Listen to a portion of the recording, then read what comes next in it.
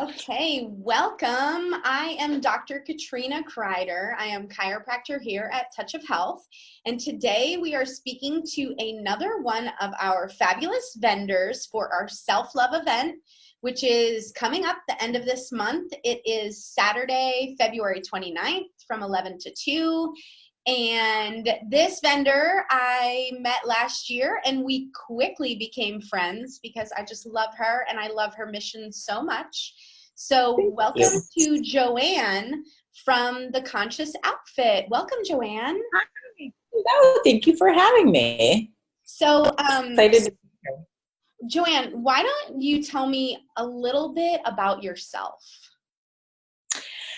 Okay. Well, I kind of grew up, around fashion and design. My mom and my grandmother always sewing, and I went to SCAD and I studied fashion design, and was kind of really always trying to find my place in the industry, where it's kind of a vanity industry. And, I'm like, is this like a legitimate career? And, just kind of trying to find my place. And, in my journey of learning design and designing and having a children's line and a women's line, kind of started learning more about the industry. And I was really just kind of floored with what I was learning. A lot of people don't know the fashion industry is the second largest polluter of our planet after the oil industry, the amount of emissions that we put out, the amount of water we use. And, about, it was like 6 years ago, there was big industry fire in Bangladesh, and it kind of put the garment industry and the fashion industry in the news, and people started becoming a little bit more conscious and more sustainable. And so I just kind of felt like that resonated really well with me. And then I kind of felt like, oh, here's my place. Here's where I feel like I can contribute and be in line with my values and my goals and share, with the world. And so the Conscious Outfit came out, from our own journey of just wanting to be more sustainable participants in the fashion game and, using our industry knowledge and design skills. And I say we because I have a partner, Casey. And we just kind of source for clothing of value, make necessary repairs, and, give garments a longer life, help them find a new owner, and do this, kind of in a way to create less of a demand for new clothing, save water, emit less carbon emissions, and then really just dump less clothing in landfills where most of our clothing usually ends up. So it was just really, trying to find my place in the industry that I wanted to be in and that I was so passionate about, but just finding, where I would fit in that, felt whole with me and, resonated with me, and something that I was passionate about in terms of wanting to be able to create awareness and, provide other resources other than, fast fashion. So I don't think a lot of us are really aware of the environmental impact of fashion, and particularly fast fashion, because I feel like, we're constantly told that like, this is in style now, this is in style now. So can you talk a little bit more about like the mission of Conscious Outfit and how you source things, how you source garments? Yes, definitely. Fast fashion, a lot of people don't know, is it's kind of created to make us always feel like we need something new. So we see the trends on the runway, and then we immediately want to have them. And there's so many different places that have come out, like H&M and Zara, that are able to replicate, what we see on the runways, and then we're able to own it. And then they constantly change trends. We used to have, we have 4 seasons, but we have 20 shows. We have, there's so many different seasons within the season, just as a way to get people to feel like, oh, well, what I own is outdated and I need to buy something new. And, that's not really the case. So, what we like to do is just kind of source, we do a lot of estate sailing, a lot of thrifting. We shop all the time when we travel. So we're always kind of just looking for brands that have good value, clothing that still has a lot of life left in it. And just kind of bringing that to people in a shopping experience that's like personalized to them, because we can, pull for you in advance. You tell us what you like, your size is what you're looking for, and we kind of create that experience for you, either in a private shopping appointment or at a, pop-up party of some sort.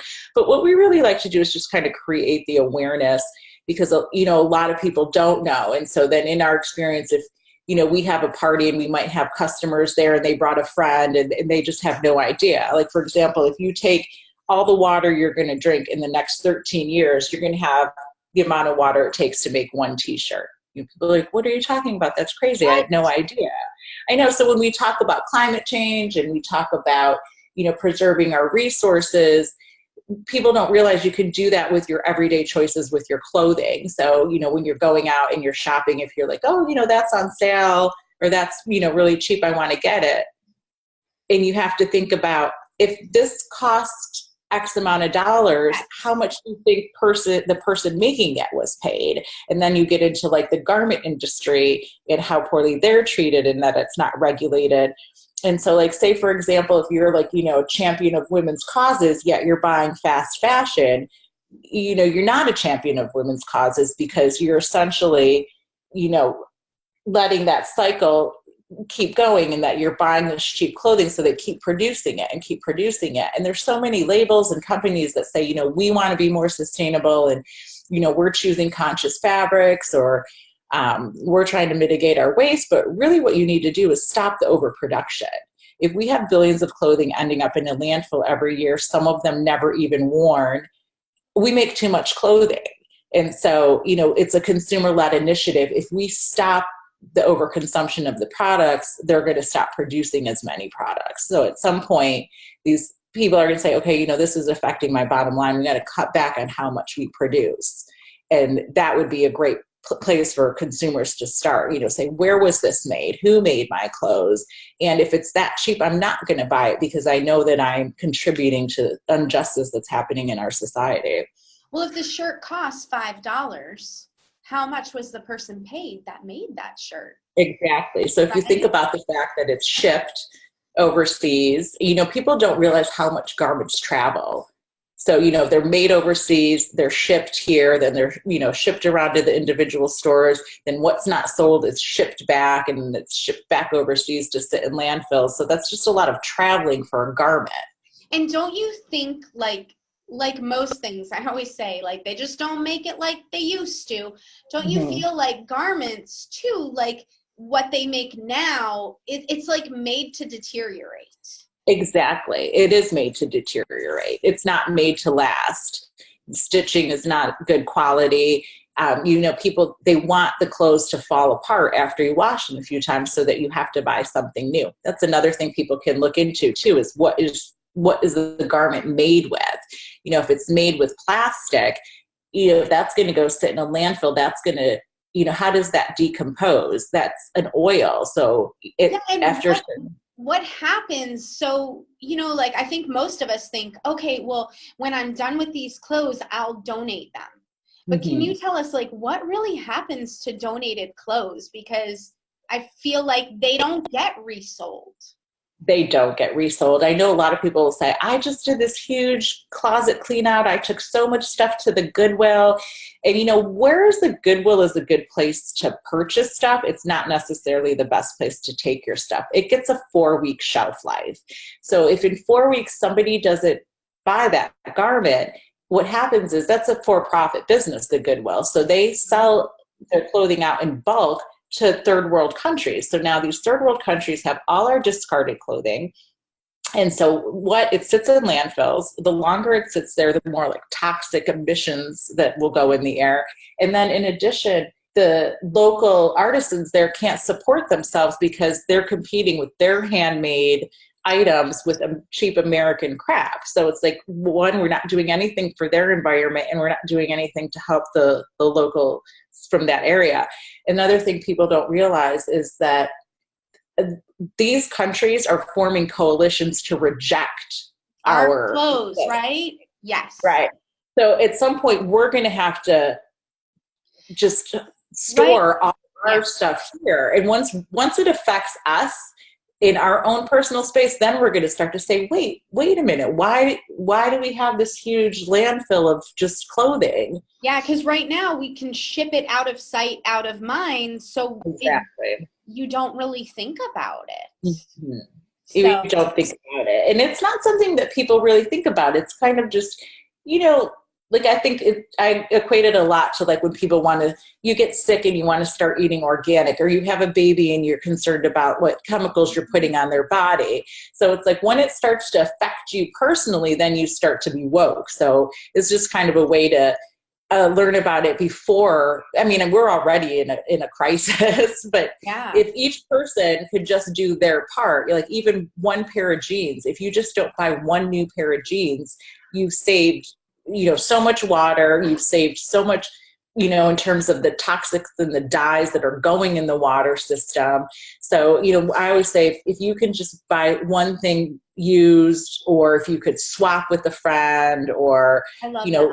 look for resale groups or find, a friend in your size, and just kind of make your own little cruise of how you're going to, do your part to be a little bit more sustainable in your fashion. Because it is a huge problem, and we don't realize this, the choices we make have an impact. I actually always talk about this with people, and being a chiropractor, I talk about this in relation to shoes. Because I see people all the time who come in with issues in their feet and low back, and right. have on like the $10 sale shoes. And I was just mentioning my husband the other day, I have this beautiful pair of leather shoes that I got. They are 10 years old and they are just starting to fall apart. And I told him I want another pair. And the company still makes them. They're wonderfully made, and they have lasted me a very long time. I feel like the clothes we wear should be the same way. And sometimes it is worth the investment for a piece that's going to be timeless. Exactly. You spend a little bit more money for something well made, and it's going to last you longer, and you're not going to have to keep replacing that cardigan sweater because it's unraveling. You can have a cardigan sweater for like 20 years. Just wash it, wear it, you take care of it. And, it's just, we have to pay more attention to our clothing and not look at it as disposable. Yeah. But with the price ranges that they're putting out, it is disposable. Yeah. We just have to, everybody just kind of really needs to focus on what's important to them. I like to say, wear your values. What do you care about? A lot of people don't want to wear fur because they care about animals, but there are other things to care about. You can care about the environment. You can care about garment worker rights, and just really kind of use your purchasing power to affect change. You make a statement with your purchasing power. That's a tool or like a power thing that you have. And the fashion crisis is a consumer-led initiative. Like, it's going to be the consumers that demand to know. I want to know where this is made. I used to live in Inman Park, and this cute boutique opened, and I'm a shopper. I love to look and see what's going on and what's new in fashion. And I went in there and I was like, oh, do you guys know where, it's this like independently owned one person store. And I said, well, do you know where your clothing's made? And they're like, oh yeah, it's made in China. I'm like, have you visited your facility? And they're like, no. So, I'm not going to want to buy something from there. I don't know who made it. Yeah. Your child, it could be somebody in enslaved labor. That is who is making our clothes. Yeah.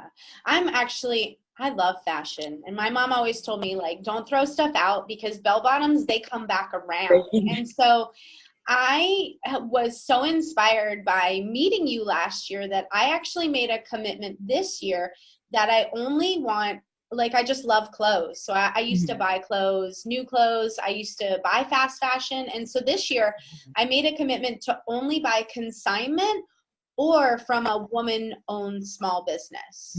So I knew where my dollars were going, because I think I was just so inspired to know that my impact can make a difference, especially. Or that you have power as an individual. You hold that power that can affect change. If enough people say this is not okay, hopefully it's going to go away. Like the BAFTA awards, for example. Europe is always so far in advance, but they promoted sustainability. It was called Dare to Rewear, and that was their theme. They wanted everybody to come and wear a gown that they already own. You think about how much time and resources it goes into making these, exquisite gowns that people wear, and you wear it one time and you say, oh, I was already photographed in that. I'm not going to wear it again. And so I think I shared a picture of Kate Middleton. And she can wear her dress twice. It look fresh. Like she wore it, 8 years ago? And she still made a way to make it look like she didn't wear it before. I loved it. And even if you did see her wear it before, that shouldn't be looked down upon. We shouldn't look at people and say, oh, they already wore that. You should look at them and be like, that's awesome. You didn't go out into the world and have to buy something new when you had plenty in your closet. Or, if you don't have it in your closet, you go.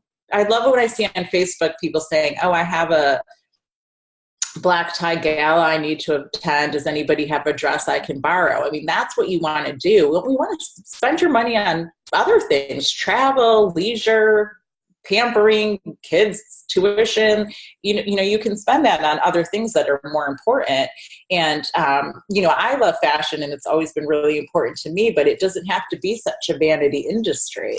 It can be, an industry that cares about people, or an industry that gives back, or an industry that is in line with our values, or while still looking good. Like, we could still look good doing that.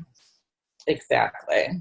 So what would you suggest someone do if they have clothes that they wanted to get rid of, or like, what can you do, like, instead of donating to the Goodwill? Like, what are your options? There are a lot of options, and I'm glad you asked. We do get that question a lot because people want to give us their clothes, and we're not consignment, so we don't take people's clothing. There's no incentive for them to give it to us. They're not, getting money for it. It's just not our business model. But, if it's convenient for people to go to the Goodwill, and sometimes when you've done a massive clean out and you're like, I just have so much stuff, I just want to go one spot and drop this all off, and it's great. You can get it off your plate, but it's not really off your plate because you didn't, it ripples. You don't see it, but it's going to ripple out. It does. So what you want to do is you can go to any kind of a shelter. So you can go to like the Nicholas House, the Drake House, City of Refuge, any kind of shelters. There's so many places. If you don't know one, you can just put out a shout out on Facebook and people will tell you their favorite shelter, Lost and Found Youth. I mean, there's lots of places where people can go and, they can buy clothes for very inexpensively, or it's donated to them, like a battered women's shelter. You come in there with your kids, left your house, you've got absolutely nothing. Wouldn't you rather take your clothing to somebody who you could make their day? They could be like, wow, that's so nice. I left my house with my kids and none of our clothes, and I don't have to worry about it because there's, all these shelters are getting an influx of clothing from people instead of taking it to the Goodwill. Also, the fabric boutiques, they have free fabric, which they promote free shopping sprees for, women in need, like a lot of sex trafficking victims or homeless shelters. So, we'll bring in an organization, let the girls shop for free, but they get to shop in a boutique atmosphere. And that's all from donations. So all the fabric stores have a box, so you can just drop your clothing off there. And then, the other thing is that we work with the Southwest Atlanta Girls Group. So, people say, they'll come shopping here and say, I just brought you some clothes. You can do whatever you want with it. It's fine. We're happy to move it along for you, just so that it gets to a place where it's needed and not just to the Goodwill. So besides coming out to Touch of Health on Saturday, February 29th for the self-love event, how can people purchase from the Conscious Outfit? Like, what are their purchase options from you? Okay. So the Conscious Outfit is a studio. It's, we keep open hours for people to come by and shop anytime they want. You can come by yourself. You can come with a friend. You can check we have Facebook, Instagram, and our website for any events that are coming up. If you want to just pop into like a ladies' night and see what we're about. So you can come in and purchase anytime you want. We also have subscription packages for people that just want to borrow clothes and return them, which has worked really well in terms of having people be like, oh, I wouldn't normally want to buy this, but I'll borrow it for an event, right? Yeah, for an event. So we have a lot of gowns, we have men's, we have accessories.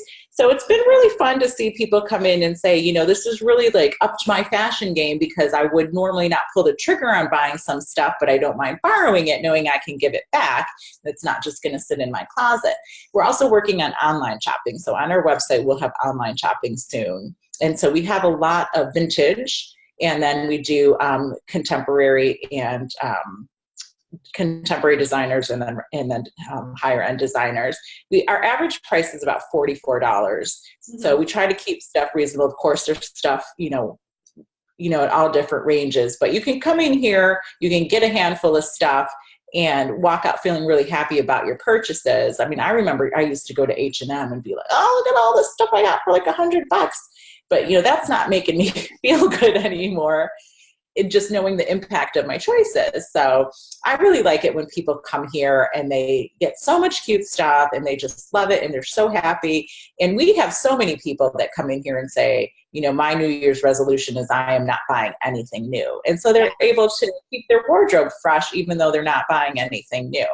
So it's been really I'm fun. a subscription purchaser. I do the subscription every month, and for me, it really it fills my need to shop, like to buy something and to wear something new. And I love to play. I love fashion. So it's been fantastic for me, and I highly recommend it. Thank you. We really just want to make fashion accessible for people and also something that you can feel good about. You're not going to walk out of here after you shopped and be like, I got to hide this stuff from my husband, or I can't believe how much I bought, or I might have to return some things. Or well, you know what? It's not just the way you guys do it. It's kind of having you and Casey as well, because for me, I love fashion, but sometimes I find pieces I'm like, this is so cute. How the heck do I wear it? Because you go into H&M or one of those stores, that's not readily available to you. So that's the beauty of shopping like this, is that not only do you get these beautiful pieces, but you get some advice or some style on how to wear it, different options. And to me, that's just like a bonus.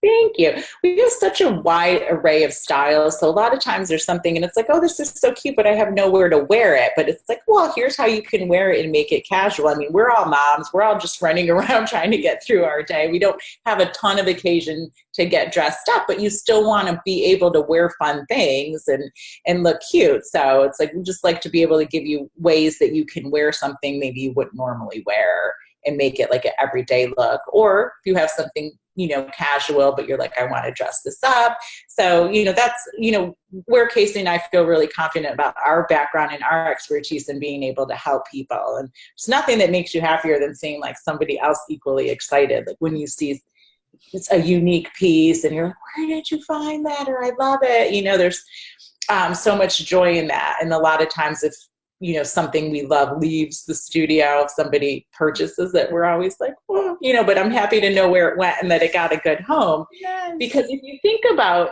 clothing, somebody took the time to make this, and it's a lot of parts.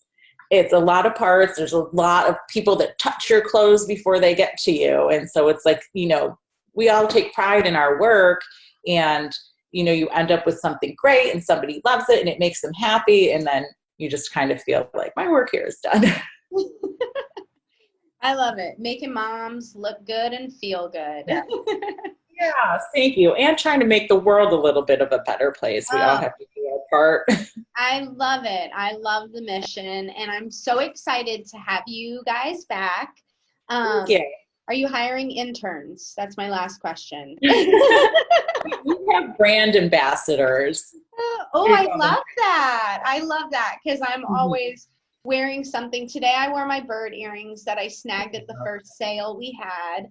And I love all my purchases. And that's the great thing about subscription too, is if you like something, you don't have to return it. You can buy it.